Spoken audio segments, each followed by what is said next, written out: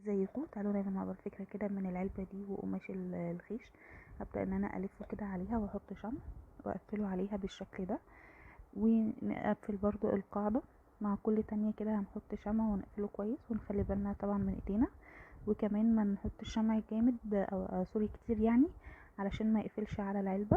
فبعد ما قفلتها كده نبدأ نحط شمع تاني ونحط الخيط ده معانا. نقدر نستبدل الخيط بأي خيط متاح عندنا، ونقدر نستبدل برضو قماش الخيش ده بقماش اي قماش عندنا مش محتاجينه نعمل بيه. وكمان ممكن نستبدله بقماش جوخ. مع كل لفة هحط شمع كده. انا عملت الحتة دي كلها كده بنفس الخيط اللي كنت بستخدمه.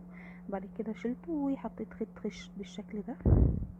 ممكن نعمله كله بنفس الخيط، وممكن ندخل خيطين بالشكل ده. وجيت على القاعدة عملتها كلها لفتها كده لعند ما اوصل للنهاية.